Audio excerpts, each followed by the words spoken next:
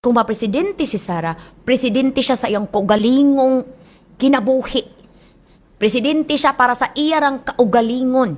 Dili para sa ato nga mamatay-matay, mag-away na lang ta, mga gubat na lang atong mga pamilya para lang piliun siya, mata-mata mga Bisaya. Kay kita, dili gyud ta mapiring. Di ba grabe kita mga shows, mga Tagalog, bulokon, queer, di ba? Karon kita maingon ani, tanawa atong pambato. Dili biya bright atong pambato. Nangunsa man mo, uy. Ayaw ipugos, no?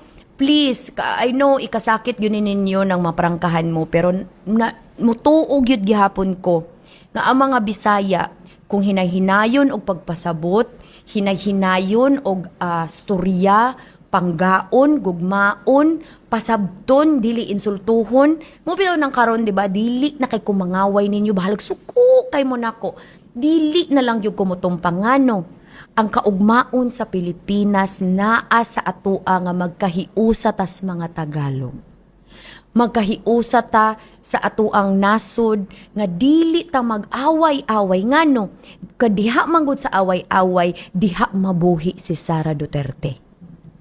Pero kung isa ta, tinudon yun nato, barugan nato ang ato ang mga prinsipyo nga gusto ginato kaugmaon nga di na ta pakauwaw sa tibuok kalibutan, buhato nato ang sakto, atong ingnon atong mga senador, palihog og limpyo. Limpyo sa angay mangdagan para sa 2028. Unahag hipos ang pinakadakong tambaloslos og problema nga nagsugod aning tanang kalangag. Hinaot pa unta sa mga Bisaya diha, makasabot mo sa akong kasing-kasing, no? Makasabot pod mo nga ang kaning akong kagustuhan para lang yun ni mapasabot sa inyo nga kalmado kaayo ko nga nangamuyo sa inyo ha. Nga ang kaugmaon sa atong nasod naasad sa kamot sa mga Bisaya nga mudawat sa kamatuuran nga dili si Sara Duterte ang representante sa garbo sa atong pagabisaya. Girls, pwede magsabot sa ta, girls. Kuanta ba? Una sa tanan, magmaoy ganit ta. Atong siguraduon nga atong gimauyan, gwapo ha. Dapat ang mga lalaki sa atong kinabuhi one upon at a time. Meaning, kung broke boy, kay di man gid nato na ma-stop no, mupili man gid siguro ng uban sa inyo diag broke boy. Sige, pilian ninyo ang broke boy, pero sigurado pod nga gwapo siya ha. Kung mupili man gani pod mong subida ang naong, sigurado nga dili broke boy. Kay para at least babalansi. Basta ang rule, bawal gyud dapat magmaoy sa pangit. Kay para dili kaayo ta magmahay nga nagmaoy-maoy ta, di ba? Kay sa pagkakaron 2026 forward, dili na kita mo pili og mga lalaki nga daghay apan. One apan at a time ra gyud.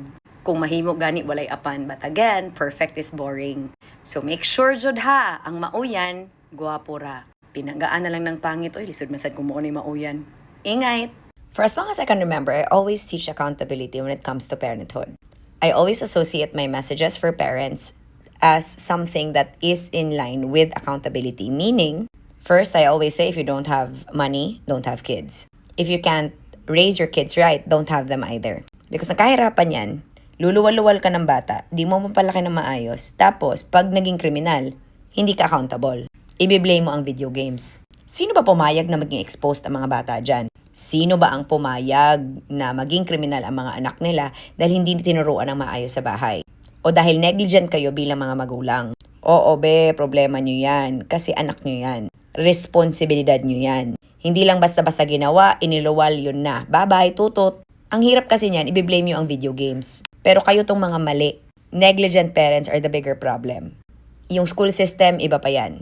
Yung bullying, iba pa yan. But everything and anything starts at home. Gets?